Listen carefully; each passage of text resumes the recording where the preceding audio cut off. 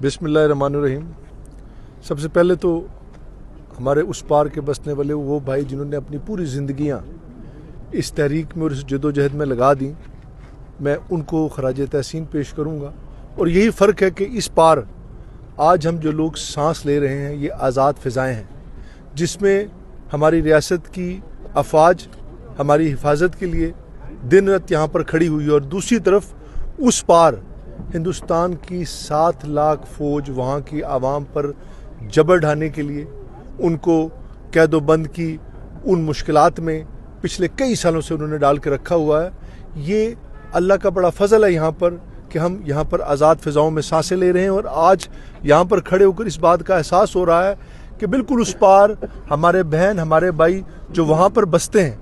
अपने प्यारों को देखने के लिए, उनसे बात करने के लिए आज उनके पास कोई रास्ता नहीं है, क्योंकि हिंदुस्तान अपना मुकर्रदा चेहरा दुनिया से छुपाने के लिए वहाँ पर जुल्म व मज़ालिम ढा रहा है। और आपने देखा कि पिछले अरसे में एक फॉल्स फ्लैग ऑपरेशन के ज़रिए किस तरह उसने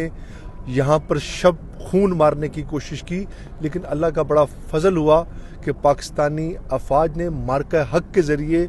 उनको लोहे के चने चबवा दिए, उनके जहाज़ गिराए और पूरी दुनिया के सामने उन्हें एक बदतरीन शिकस्त फाश हुई। ये सब कुछ मैं समझ रहा हूँ कि आज यहाँ पर और उस पार रहने वालों के जो लोग हैं, दुनिया के लिए एक पैगाम है कि आज़ाद फ़िज़ाओं में सांस लेना और दूसरी तरफ एक जाली आज़ादी के नाम पर उस फ़ौज को वहाँ पर मुसल्लत कर देना, ये बड़ा फ़र्क है। लेकिन हमें इस बात का पूरा यकीन है कि इतनी बड़ी कुर्बानियाँ जो कश्मीरियों ने इस आज़ादी की तहरीक के लिए दी है, ये कभी भी रायगा नहीं जाएंगी। और आज इस रियासत के अंदर जिस जमात की हुकूमत है, पाकिस्तान पीपल्स पार्टी,